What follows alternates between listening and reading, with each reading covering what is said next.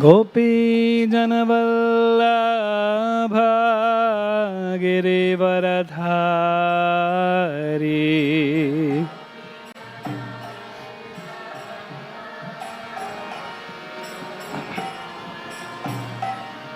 जय गोपी जनवल्लभा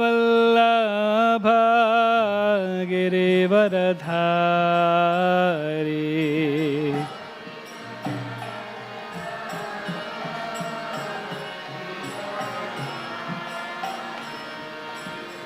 यशोदनन्दन व्रज जनरञ्जन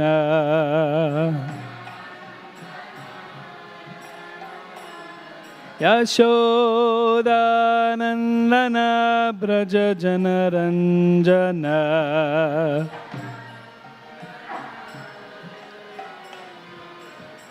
यमुनतीरा वनजारी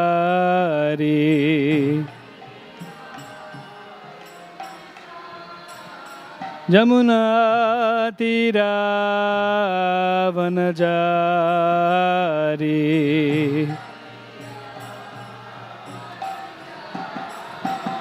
जय राधा माधव कुंज बिहारी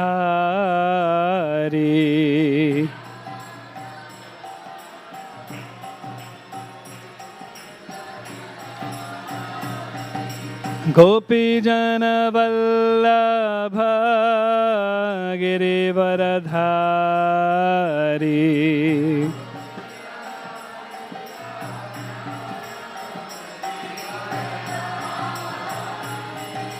यशोदानन्दन व्रज जनरञ्जन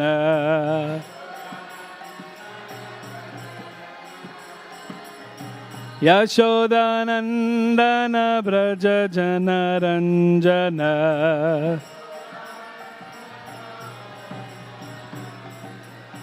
यमुनातीरा वनचारी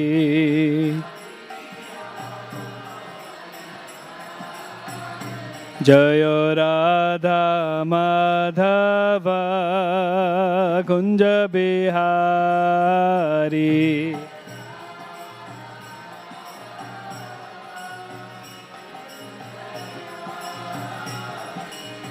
हरे Krishna Krishna Krishna Hare Hare Hare Ram Ram Ram Hare Hare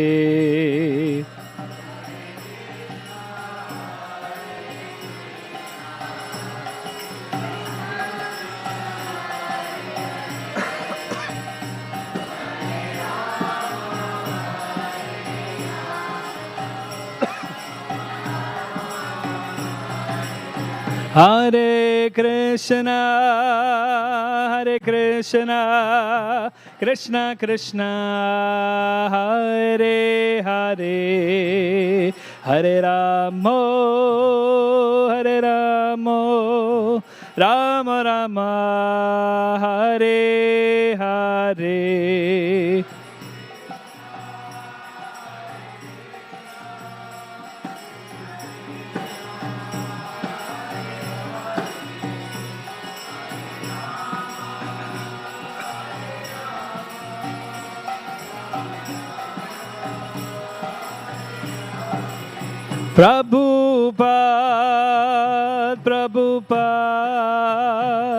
Prabhupada Jai Prabhupada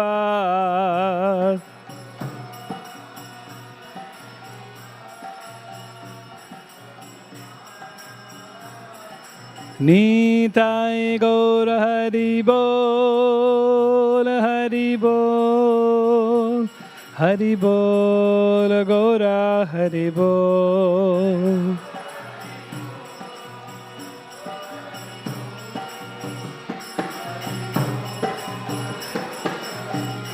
जय निताय गौर प्रेमानंदे ग्रंथराज श्रीमद् भागवतम की जय। हरिनाम संकीर्तन की जय। ओम नमो भगवते वासुदेवाय।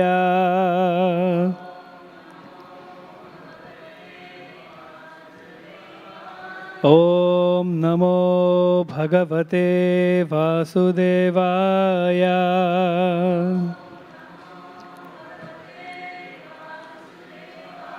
ओम नमो भगवते वासुदेवाय।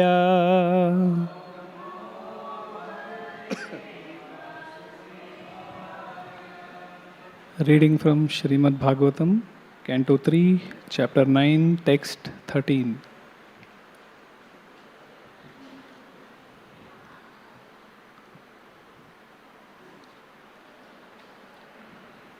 पुंसामतो विविधकर्मभिराध्वराद्वैर्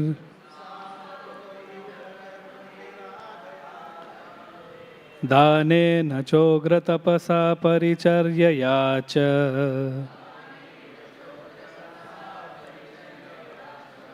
आराधनं भगवतस्तव सत्क्रियार्थो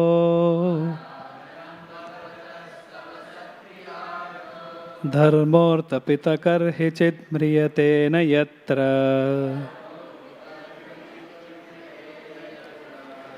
पुंसामतो विविधकर्मभिराध्वराद्वैर् दानेन चोग्रतपसा परिचर्यया च आराधनं भगवतस्तव सत्क्रियार्थो धर्मोऽर्थपितकर्हि चिन्म्रियते न यत्र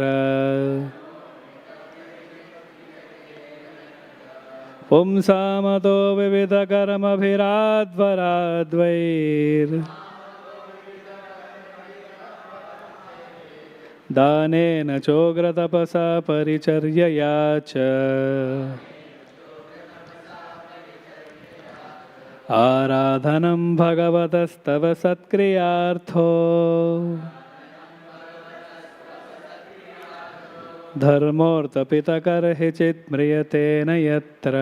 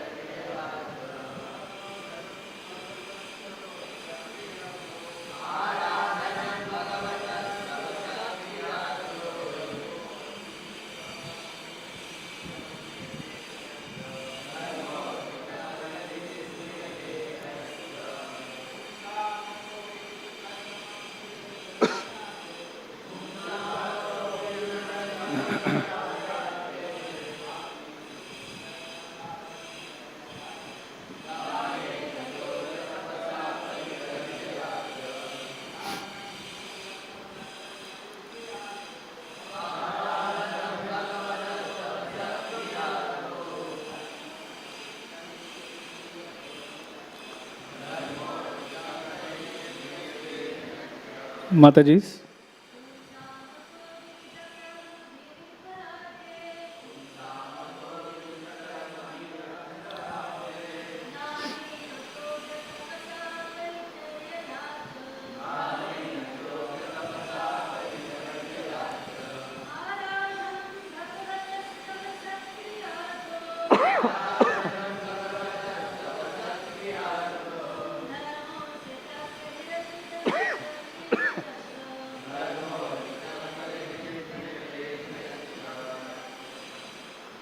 Word to word meaning. Pumsam, of the people. Ataha, therefore. Vividha karmabhi, by various fruitive activities. Advara adyai, by performance of Vedic rituals. Danena, by charities. Cha, and. Ugra, very hard. Tapasa, austerity. Paricharyaya, by transcendental service. Cha, also. Aradhanam, worship. Bhagavata, of the personality of Godhead. Tava, your. Satkriya artha, simply for pleasing your lordship. Dharma, religion. Arpita, so offered. Karhichit, at any time. Mriyate, vanquishes. Na, never. Yatra, there. Translation. But the pious activities of the people, such as performance of Vedic rituals, charity, austere penances, and transcendental service, performed with a view to worship you and satisfy you by offering you the fruitive results, are also beneficial. Such acts of religion never go in vain. Purport. Absolute devotional service conducted in 9 different spiritual activities, hearing, chanting, remembering, worshipping, praying, etc., does not always appeal to people with a pompous nature. They are more attracted by the Vedic superficial rituals and other costly performances of social religious shows. But the process, according to the Vedic injunctions, is that the fruits of all pious activities should be offered to the Supreme Lord.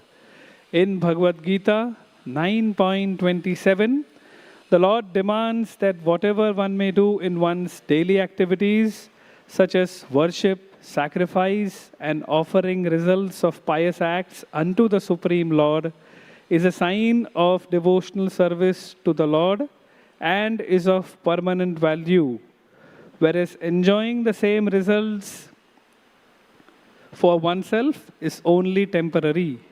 Anything done on account of the Lord is a permanent asset and accumulates in the form of unseen piety for gradual promotion to the unalloyed devotional service of the Lord. These undetected pious activities will one day result in full-fledged devotional service by the grace of the Supreme Lord.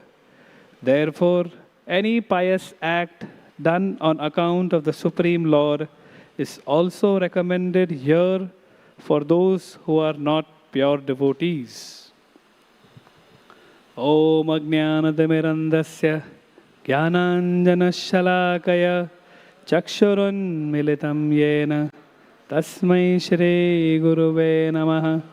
Sri Chaitanya Manobhishtam Sthapitam Yena Bhutale Swayam Rupa Kadamayam Tadati Svapadantikam Vandeham Shri Guru Shri Yuta Padagamalam Shri Gurun Vaishnavamscha Shri Rupam Sagrajatam Sahagana Raghunathanvitam Tam Sajivam Sadvaitam Savadutam Parijana Sahitam Krishna Chaitanya Devam Sri Radha Krishna Padam Sahagana Lalita Sri Vishakhanvitamscha Nama Om Vishnupadaya Krishna Preshthaya Bhutale Srimate Bhaktivedanta Swami Nidhi Namine Namaste Saraswate Deve Gauravani Pracharine Nirvishesha Shunyavadi Paschatya Deshatarine Vancha Kalpatarubhyascha Kripa Sindhubhya Evacha Patitanam Pavanebhyo Vaishnavebhyo Namo Namaha Shri Krishna Chaitanya Prabhu Nityananda Shri Advaita Gadadhar Srivasadi Gaura Bhakta Vrinda Hare Krishna Krishna Krishna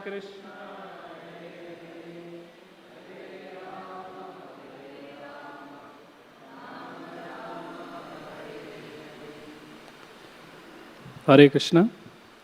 So we welcome all of you to our daily Srimad Bhagavatam class. We'll try to speak something for my purification.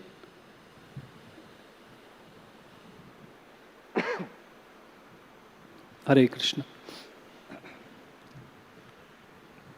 So let's imagine a situation where a young seeker enters the temple hall and he's a sincere seeker of the Lord, but not much into daily practice. So maybe he comes inside the temple hall, he watches so many religious acts going on in the temple, and is also watching them, throughout other places that he is visiting. Just mere acts as somebody just offering their obeisances, their pranams, their respect, or in the altar, someone worshipping the Lord. These are all mere religious actions that we perform and we observe on a daily basis. So this particular individual, when he comes, he has genuine queries about, search for happiness, the existence of birth, old age, disease, death, and then, genuine queries about religion and spirituality per se. So what happens when generally somebody like that comes into our temples, especially ISKCON? We have loads of devotees waiting just to meet such people with lot of enthusiasm and genuine devotion. So then one such devotee happens to meet such a seeker who enters the temple, and then they get into a conversation. And then the question and answers that unfold will capitulate and form the discussion for the basis of the purport and the translation that we are discussing today. So when this devotee or this seeker, he comes to the temple, so the devotee welcomes him and he says, "Welcome to the embassy of the spiritual world." ISKCON and other temples are definitely embassies of the spiritual world. So this seeker, he wanted a visa for practicing spirituality. So what better place to come to than the temple of the Lord? So as soon as he comes, this devotee welcomes him with a good, nice smile, and he says, "Please have a seat, come, I'll give you some prasad." And they get into a conversation. And he says that in this temple we have lot of ambassadors, but first let me just take you to our main and chief ambassador, that is none other than Srila Prabhupada. And then generally we observe that, when you go to an embassy, all the questions are asked by the person who takes the interview. And if he asks a lot of questions, then you'll be in a lot of stress because you might feel that, oh, maybe my interview is not going correctly. But here, in spirituality, in spiritual circles, it's the other way around. The more questions that the candidate asks, the higher the chances for, the rate of success for him, he stands to get success. So they get into a wonderful conversation.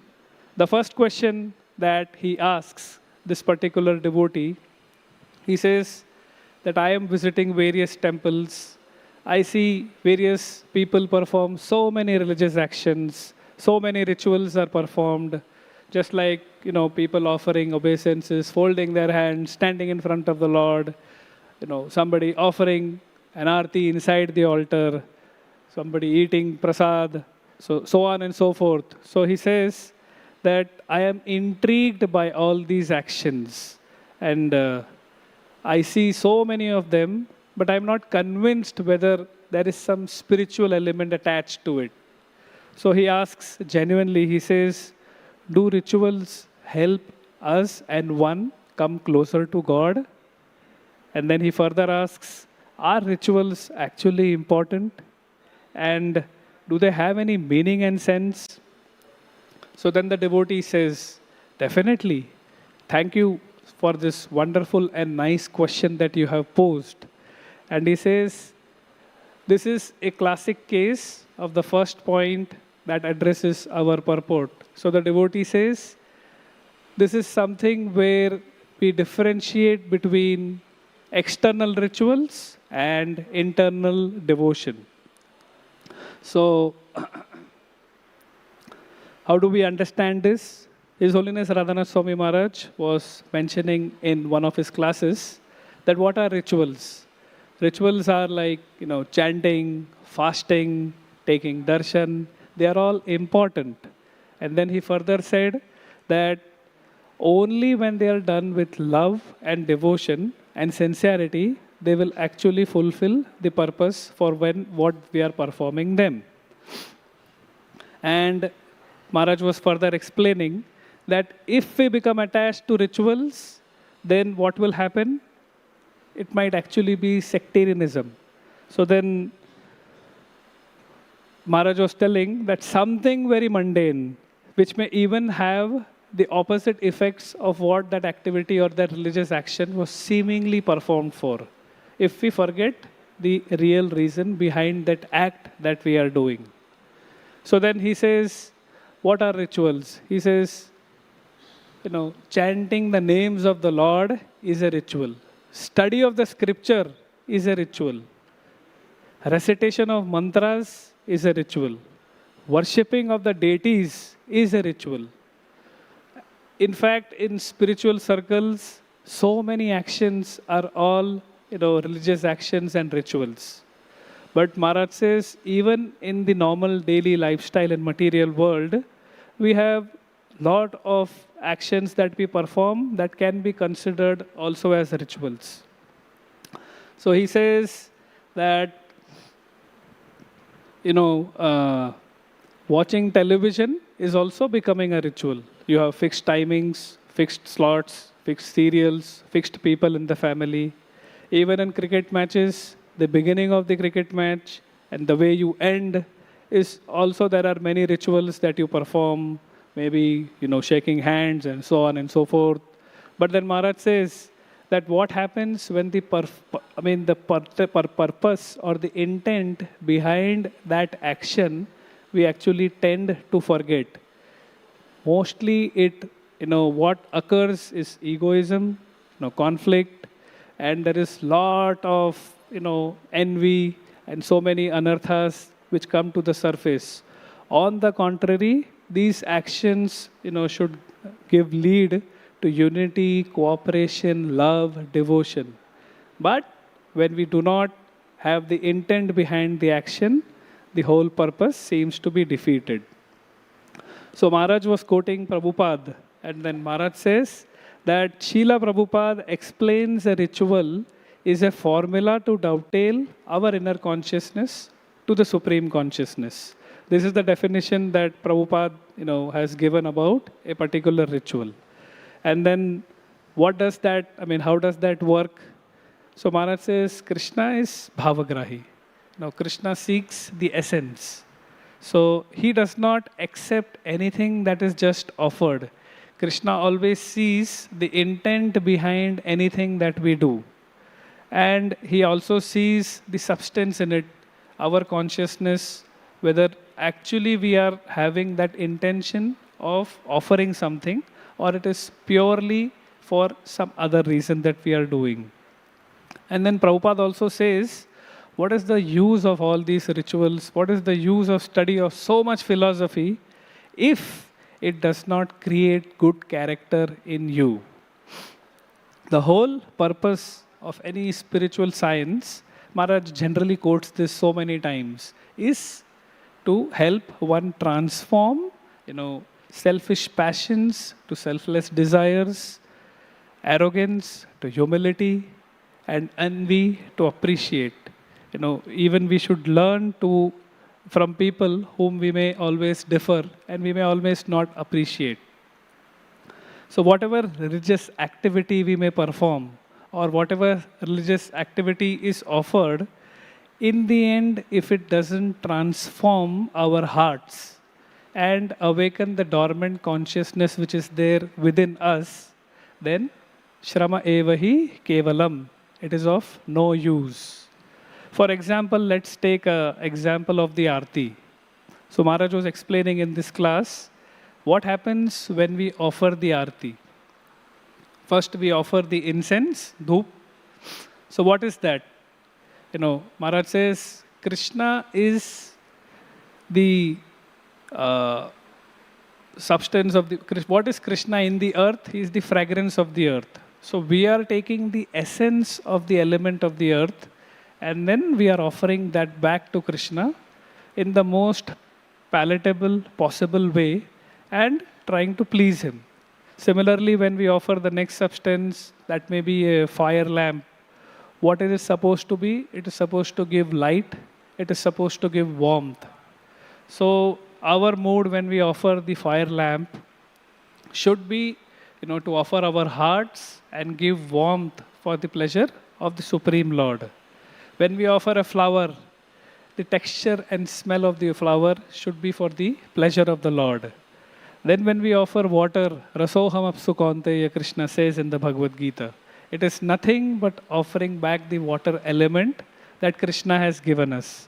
And then we offer chamara, vyajana, all those things are nothing but the elements of ether, the element of air, that, we are offering it back for the pleasure of the Lord. So, even you blow the conch, it is nothing but the ether and sound which it, constitutes of. So like this, the whole point that Maharaj was trying to make was the basic elements that God has given us. We are acknowledging that everything that Krishna has given us in these, Bhume, Rapo, Nalo, Vayur, we are so much dependent on all of them for our even basic sustenance in this material world.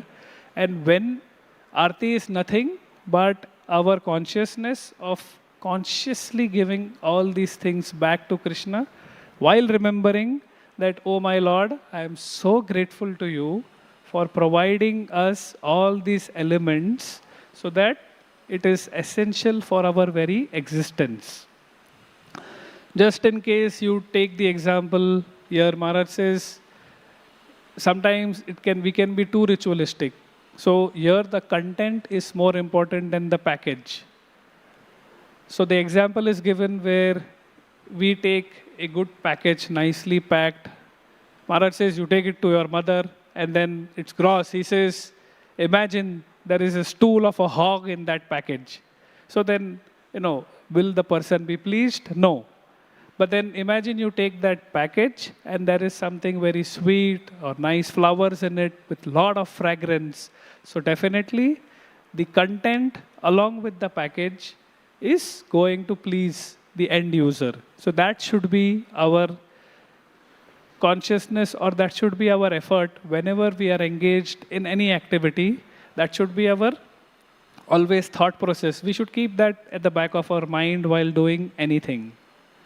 So recently we observed this 15-day period of the Pitru Paksh, which also, has so many rituals. So there is an interesting story to this.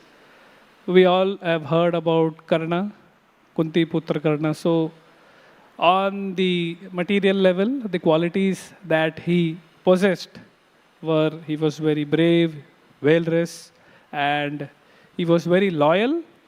And also one particular quality for which he is renowned on this planet is Danveer.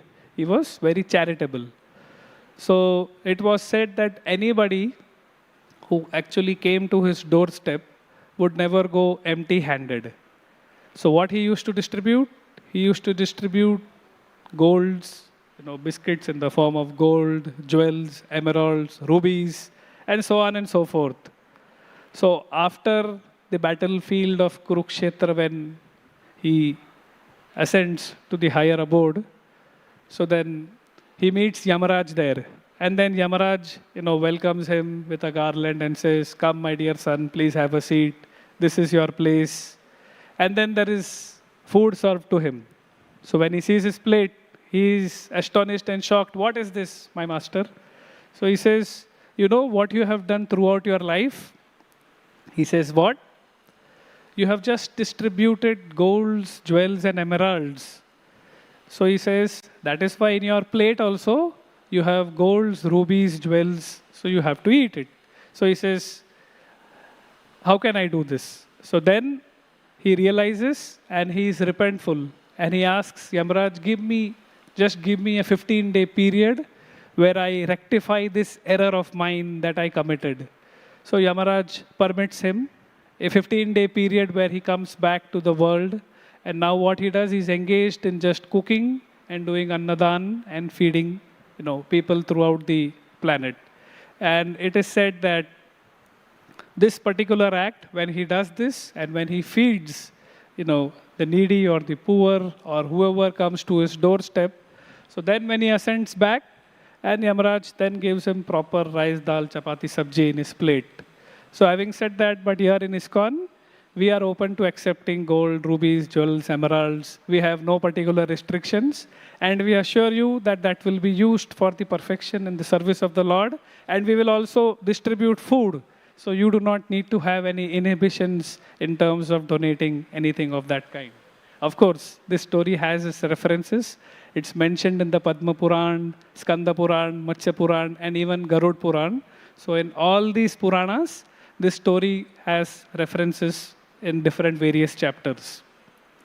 So without inner devotion, just rituals become habit or remembrance. And bhakti is an intention of the heart, not of the mind. Maharaj gives a few examples further to understand this particular element of ritual. So first he mentions about the Govardhan Leela. And here the point that is driven is Krishna convinces the Brajvasis to perform the Govardhan Puja. And all the paraphernalia that was supposed to be used for the worship of Indra and all the rituals that were supposed to be done in the worship of Indra now are just replaced and Govardhan is being offered the same rituals. So here Maharaj says that we need to learn that rituals need to be done, but it is also essential for the right purpose. For which purpose? For whom are we performing? And the purpose for whom we are performing. Similarly, in the 5th canto, another time he explains how the life of Jad Bharat, and he gives the background of Jad Bharat, Bharat Maharaj and the deer and so on and so forth. So from this particular example, when he is kidnapped by the ritualistic Brahmanas and they offer, it is also said that again they are doing the same rituals and are offering the same worship that they got success with so many other people in terms of sacrificing for Bhadrakali. But here what happens? When a devotee of the Lord is brought and they are offering the same rituals, it doesn't work in this particular instance because it is the wrong motive and the wrong person. Again, in the 10th canto, we see that the Brahman Patnis are a classic example. Now, and the Brahman, the Brahmanas and the Brahman Patnis, stark, distinction between both of them. There is so much of difference between both of them. For one, they are so enthusiastic to serve the Lord. So that enthusiasm and the desire to serve the Lord at any cost, that supersedes everything and the ritual becomes perfect. As against the Brahmanas who are so engrossed in their daily rituals that they forget the essence when the Lord himself is asking them for something, so they are not even bothered. So then Maharaj was telling that this is like, an employee working for the attention of his boss. And when he has his boss coming and tell him something, or he sends him, calls someone through him, then he actually forgets the essence for what he is working so hard to grab the attention so that he gets a pay hike, that he ignores, and he says, no, no, tell him to wait. I am just, busy in my work. So the Brahmanas were working like that. Or, even he quotes about Vidura. Here Vidura also, when Krishna comes to his house, when Vidurani gives, she's like so much stunned and she gives the peel. So there is so much of devotion, and the intent is so stark when she offers that even though actually the substance is not offered, but because the intent behind that action was so nice, so Krishna accepts that banana peel. Even Maharaj further, he narrates a very nice story from his own particular life.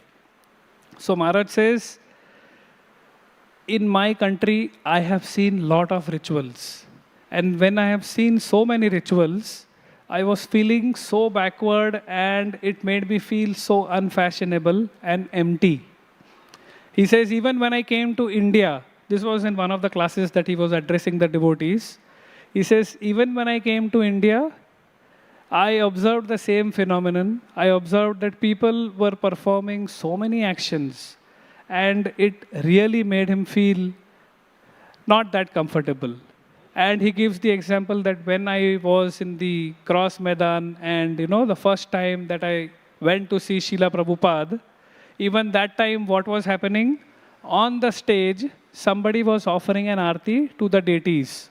So then Maharaj is telling the devotees that when I saw that somebody was offering incense, somebody was offering arti, to the deities on the stage. So Maharaj said, I was thinking to myself, Prabhupada is in front, but Maharaj said, my thoughts were, my God, this is so superstitious stuff. ये है ना, मैं कभी जिंदगी में मैं कभी नहीं करूँगा.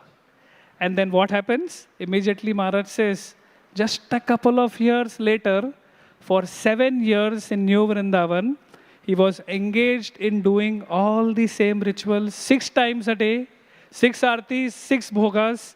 And Maharaj said, I was doing them for 7 years after that. And he said, you know what? I enjoyed every bit of it. And I still feel, I wish I could just be doing that throughout this lifetime. And he says, what was the reason for that transformation? What was the reason for that change? So when we know what we are doing, why we are doing, the philosophy of Krishna consciousness, the reason, the intent behind every action, then that definitely has a transformation of our heart. And then things which were supposedly confusing for us, things which we said, ये जिंदगी में कभी नहीं करना है मेरे को. And then so many of us have experienced that. Like dancing is taboo for us. When you come to the temple, dancing is something, तो यार ये तो मैं जिंदगी में कभी नहीं करूँगा. And then that person dances like he has never, danced in his entire lifetime, and he ends up inspiring millions of others. So these are certain examples. So then, what is the difference between, this question was asked, so this is the basis of the discussion between the seeker and the devotee. So what is the difference between being religious and between being spiritual?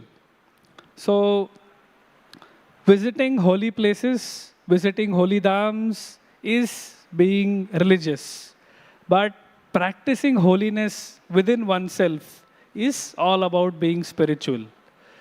Reciting prayers every day is being religious. But developing a prayerful heart is being spiritual. Wearing kanthimala, tilak, dhoti, kurta, the externals is being religious. But decorating our inside with ornaments and qualities of a Vaishnava like humility, compassion, unity, and so on and so forth is nothing but spirituality. Again, being religious, you might end up pleasing the society, you might end up pleasing your grandmother, grandfather, parents, but being spiritual, you might definitely end up pleasing God, and it elevates oneself in the journey of self-discovery. Even in the Ramayana we see, now this is to just substantiate that, you might feel that rituals are not important, but definitely rituals are important. Along with the intent, the actions are also important. So in the Ramayana we see that Lord Ram, when he killed Ravan, what does he do? He tells Vibhishan that, oh Vibhishan, you should offer and the final rites for your brother. Vibhishan is very much reluctant. But then Lord Ram insists and says that if you do not do that, then I shall do the needful and offer the final rites for Ravana. And you know all what Ravan had done to Lord Ram. Similarly, Jatayu. Now Jatayu is a vulture. Among the species of birds, like the peacock or swans, it doesn't have that status in in that species of birds. But what did Lord Ram do? He performed Shrad, or he performed the final rites even for that bird Jatayu. And so definitely we understand that these rituals have deeper meaning. So I heard this story from Govind Prabhu recently. So he was telling one time a person from USA, he comes back to India and he comes only for offering oblations to his ancestors and forefathers. And then typically as a modern man, we all are into deadlines. So he tells the priest, मेरे पास सिर्फ 2 दिन है, 2 दिन में जो भी होता है आप कर दो. You have 2 days. Whatever rituals are supposed to be performed, please do it within 2 days. So then the priest says, as it is, surely I will try to do whatever we can do in 2 days. So then as is offered in this particular, ritual, so he is called for this phenomenon where you observe. So Govind Prabhu was mentioning that even when his sister departed a few years ago, he personally was witness to this incident. His brother-in-law calls him, and then he witnesses this phenomenon where a crow comes there. This personally he himself witnessed. And it comes and it picks up that favorite food which his sister liked. So similarly here what happens? This person from the US is called by the priest and he witnesses that the crow comes at the proper time and it picks up the favorite foodstuff of his father. And once he sees that, he also sees that the crow has only 1 leg. And then when he sees that, then he tells the priest, please take your own time. Do not be restricted to 2 days. How many ever days you want, but complete all the formalities, perform all the religious actions. I am here for everything. Why? What's the change? The person tells that my father also had 1 leg and the crow had 1 leg. So the point here that this story is being told is to highlight that direct experience is creating a deep transformation in us. So rituals are also important. It is, of course, the intent behind the ritual is important. But performing those rituals, if we don't perform those rituals, then we will never even have a thought of improving our consciousness. It might be in some other field or other criteria that we might deviate into. Bhakti is also not limited by rituals. It is rather supported by them. So ignoring all others and saying that I only worship Krishna may be spiritual arrogance. Krishna himself says in the Bhakti Rasamrit Sindhu that one needs to even offer respect to a banyan tree. What about offering respect, to devotees in general? So this was substantiated with an example of Arjuna and Duryodhan. So when they both go to seek resources from Krishna, so we all know the story that Krishna asks Arjuna and Arjuna asks for Krishna rather than his resources, and Duryodhan asks for his, Akshoyani Sena. So the background to this is, during the Khandauprastha, so when the forest fire episode happens, Indra appears and he is very pleased and he says, Krishna on the human platform, he benedicts and says, ask for any boon. So Krishna says, I want friendship of Arjuna. And Arjuna doesn't say, I want friendship of Krishna. Arjuna says, I want all that celestial weapons. Why? because he has the purpose in mind that the war is coming and I need to equip myself with so many, my armor has to be filled with weapons which with I can win the war. So Krishna is not insecure and is not feeling sad that Arjuna didn't ask my friendship in return and he's asking, material things. So the point here, which is, mentioned is to drive home the point that if we are materially well situated and we work towards collecting our resources, performing our actions and rituals, then when we come to Krishna, we will actually achieve the purpose for which we are coming in front of Krishna, to perfect our life and ask and inquire about bhakti from him. So it is said that no matter how our presentation may be, the world always judges our intentions, our presentations. And no matter how good our presentations may be, God always sees our intentions. So this is to drive home the point that intent behind the action is very important. So that seeker, he congratulates the devotee and says, thank you so much. I understand that devotion is most important and more than actions and religion, devotion is very important. Then he further asks, but is devotion useful in daily life? What can I really gain by this devotion? So then the second point of our discussion is mentioned here, permanent benefits versus temporary benefits. So the devotee explains that temporary benefits are nothing else but something like, janam dehi, putram dehi, dhanam dehi, like, I need a good family, wealth, peace, and so on and so forth. But permanent benefits is something where, you go in front of the Lord and then you get actual eternal peace and the inner consciousness is awakened so that the love for Godhead, that element of bhakti, the process of bhakti starts in the journey of a soul. Then this person further says to the devotee, he says, I follow Ekadashi sometimes. I fast on Shivratri, maybe Navratri, and I even fast on Janmashtami. So does this stand me to have some benefit when I'm doing all these actions? Am I pleasing the gods by all these actions? And how do I come to know that they are happy with me? And what if I stop all these things? Do I stand to lose something from this? So the devotee here speaks the third point that we stand for our discussion today, which is he says unseen accumulation of bhakti. He tells this seeker that what you have asked is nothing but a classic case of unseen accumulation of bhakti. We might not see results immediately as soon as we take to the process. It takes time. Everything takes time. You deposit money in the bank, you are not going to multiply it tomorrow immediately. It takes time for it to grow. So similarly, we keep performing actions, we keep offering our heart. Slowly but surely, the process will work. It's like, a tap, drop by drop, a water is falling into the bucket.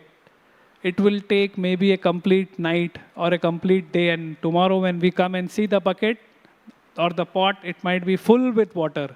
But we need to have patience, and you don't close the tap. Let the tap constantly flow. So, drop by drop, if you let it accumulate, you keep performing these processes, definitely the process will work. And even if you stop in between, 2.40 says, Neha bhikramanasosthi. There is no loss of diminution in this process. Wherever you stop, you continue from there. The example and story is there of a mouse who enters an altar. The lamp is flickering, and by mistake, the mouse touches the lamp. Maybe tail helps in steadying that flickering of the lamp. The Lord accepts this as devotional service and tells his assistants that bestow, mercy on this mouse. And in further births, it is gradually progressing towards the human form of birth and ascending towards the Lord. So the point here is God watches the heart and not just the particular ritual. Even in the Gajendra Moksha pastime, the 8th canto of the Bhagavatam, what do we observe? The king of elephants, Gajendra, it focuses its mind and remembers the mantra which he had learned in his previous lifetime as King Indradumna and is offering it with a lotus flower to the Lord. So in the purport for this, Srila Prabhupada, he mentions the Bhagavad Gita, 6th chapter, verse number 43 and 44, Tatratam buddhi sayogam labate paurvadehikam yatate chato bhuya samsiddhau kurunandana. So here Prabhupada mentions in the purport that yatate chatato bhuya samsiddhau kurunandana. So Prabhupada says to enable one to achieve perfection, Krishna gives one the chance. Once he gives us a chance, at least he gives us one chance to remember. Just like in this pastime of Gajendra, what does Krishna do? Krishna gave Gajendra that chance to remember him, and Gajendra took it with both hands and he recollected that particular mantra which he memorized in his previous verse. So Prabhupada is also telling us, do some ritual in this purport. Definitely rituals are important. Prabhupada is telling, this shows us that all devotees in Krishna consciousness must chant some mantra, must perform some ritual. Okay? So this is to substantiate that how rituals are also important, and the intent behind the ritual is definitely more important. Even in the preceding verses in the Bhagavad Gita, this is hope-giving for all of us, or even the seeker when he asks, what will happen if I stop? So Krishna tells in the Bhagavad Gita, Prapya punya kritam lokan ushitva shashvati sama. So even the unsuccessful yogi, after so many lifetimes, of enjoyment on the heavenly planets, he is again born in a family of righteous people and a family of Shrimatam Suchitam Gehe. Or even if he is unsuccessful after practicing yoga for a long time, what happens? It doesn't go in vain, because he has taken to this process of devotion, because he has remembered the Lord at some stage of his life. Krishna gives him a chance, just like he gives Gajendra a chance. The issue is, when he gives us a chance, we should be up to it, our consciousness should be up to it, to take that and grab that chance with both hands. So now the seeker is really very happy hearing all these hope-giving answers. He develops more confidence in the devotee. And then he asks that, I'm honestly telling you, it might not be beyond my capability to practice so many things that you are telling me and, are required, that I'm hearing from you to, take to this process. But I am surely wanting to practice, maybe not now, but how do I do it? I just want guidance on that particular aspect. And even, do you feel, because I'm incapable to practice these processes right now, am I even qualified to practice bhakti? So the fourth point is mentioned where bhakti is all inclusive. The speaker says that the glory of bhakti is, it is all inclusive. That is the beauty of bhakti. It is not restricted by caste, creed, sex, or riches, poor. Everybody can take to the process of bhakti. Even a saint in our sampradaya like Haridas Thakur, what was his previous birth and previous qualifications? So there is, bhakti is no holds bar. Anyone and everyone can practice this. So the seeker gets lot of hope. And further, a verse is quoted. We have this verse. Rasikraman Prabhu quoted this in his class day before yesterday. It's from the Padyavali. So it speaks about Vyadasya charanam dhruvasya chavayo vidya gajendrasya ka kubjaya kim nu nama rupamadikam kim tat sudam no dhanam vamsakko vidurasya yadavapate rugrasya kim paurusham bhaktya tushyati kevalam nacha gunair bhakti priya madhava. So this particular verse, it is hope-giving to all the sadhakas, to all the seekers. What happens in this particular verse? It shows that how bhakti is topmost, devotion is topmost. A dharmavyad or a hunter, who performs so many sinful activities is also liberated and accorded liberation by the Lord. What is the qualification of a child like Dhruva? He is also given perfection by the Lord. What is the qualification of a person or an animal like the elephant Gajendra? Kubja, who is not the most beautiful woman, and Sudama, who is a low-born Brahmana. So it is said by all these examples that Krishna, our Lord, is not after age, is not after knowledge, is not after beauty, is not after wealth, is not after power. Ugrasen didn't have any power, but still Krishna installed him as the king of Mathura.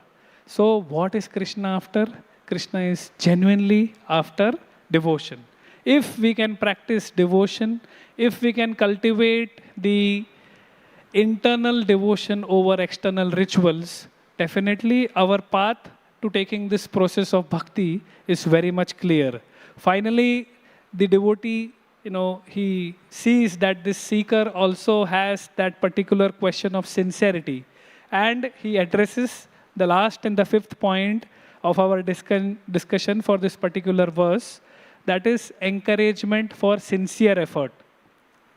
So Shivram Maharaj mentions this particular story for highlighting this particular quality of sincerity. In Rome, Maharaj was telling that statues are made, sculptors make statues in Rome. And the quality of a marble is such that there is a possibility of it developing, innate cracks in it. So some sculptors used to cover these marble with cracks, these cracks with, wax. But then other sculptors were there. They refused, to just cover these cracks and hide them with wax. And then all they did was just put a board saying Sincera, Sinecera. So this is from a Roman story that Shivram Maharaj was quoting. So then they used to put this board in front and sell the statues. So what does this word Sinecera? It denoted that they are pure, it is unadulterated. The action, it is that this statues is without wax. And later, the word sincere is derived from this particular, action and word of sincera. So we do not need to cover the cracks within our heart by external show of, superficial words or actions in our life. Better, Maharaj was telling, we offer ourselves as unpolished at the lotus feet of the Lord, but we have genuine devotion, we have sincerity. And when with that sincerity we offer ourselves unpolished at the lotus feet of the Lord is more pleased with that sincerity, and he encourages by polishing that unpolished, anarthas that we have within us, and completely, removes that cracks within the marble. So, Bhakti tradition also has many other examples to highlight this, where someone like a person of Shabari, he gave her supposedly jhuta. It's not there in the Ramayana, but, she gave her jhuta to Lord Ram. But because of the devotion, Lord Ram accepted. In our deity worship, we have so many standards, cleanliness and so on and so forth. But here, someone like Shabri, someone like Vidurani, there is absolutely no standards. That devotion is superseding all the actual rituals. So the devotee tells the Lord, our scriptures are based on the aphorism of Athato Bharma Jigyasa. Inquiry is the fundamental principle for making spiritual progress. He congratulates him, he encourages him, he tells him, just be situated on this path, and behold, one day or the other, success will come. So from the first point, we saw the difference between external rituals versus internal devotion, how bhakti has permanent benefits as against temporary benefits that we are looking for. Then the accumulated, how bhakti is accumulated over a period of years. And then we saw that bhakti is all inclusive. And then finally, we see that sincerity is the most important for us to practice in devotional service. So I'll stop here. Thank you very much. Hare Krishna. Grantaraj Srimad Bhagavatam ki, Srila Prabhupada ki, Nithai Gaura Premanande.